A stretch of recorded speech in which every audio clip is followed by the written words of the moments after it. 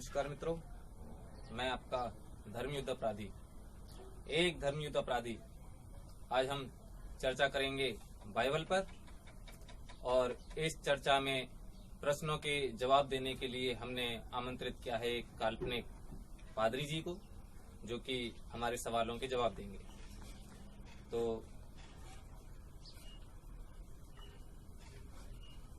आप भी इस चर्चा को सुनिए और इन सवालों को याद कर लीजिए और हमारे चैनल को सब्सक्राइब जरूर कीजिएगा ताकि ये चर्चा आपको हमेशा उपलब्ध होती रह सके। तो काल्पनिक पादरी जी, मेरा पहला सवाल ये है कि ईश्वर मतलब गॉड कौन है?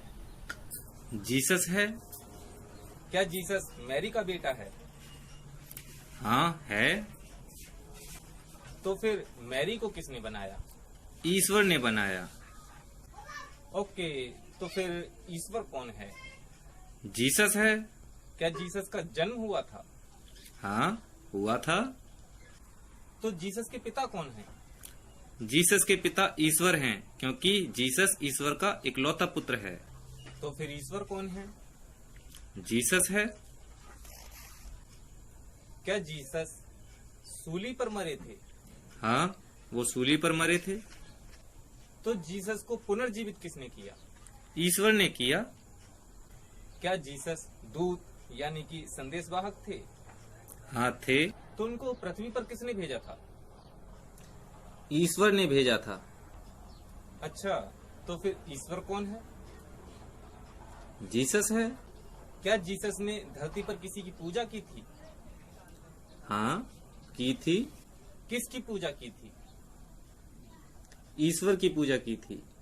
तो साहब, ईश्वर कौन है? जीसस है। क्या ईश्वर कभी जन्म लेता है? नहीं, ईश्वर अजन्मा है। तो विवादित तारीख 25 दिसंबर को कौन जन्मा था? जीसस जन्मे थे।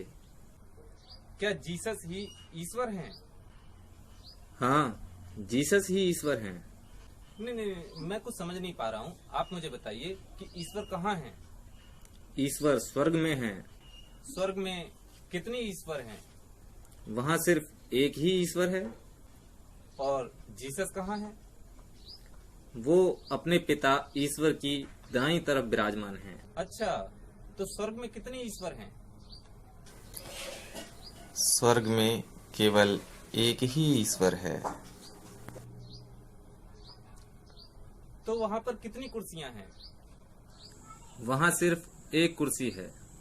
और जीसस कहाँ बैठे हैं?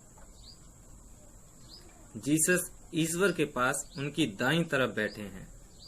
नहीं, मैं समझा नहीं। दोनों एक ही कुर्सी पर कैसे बैठ सकते हैं? क्या स्वर्ग में और कुर्सियाँ नहीं हैं? ईश्वर पर इतने सवाल?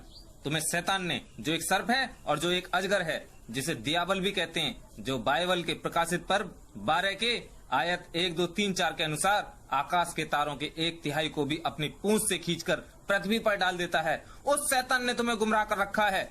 ईश्वर के बारे में इतना गलत सिर्फ शैतान ही सोचवा सकता है। मैं जा रहा हूँ, आप शैतान के जाल में फंसे हुए हैं।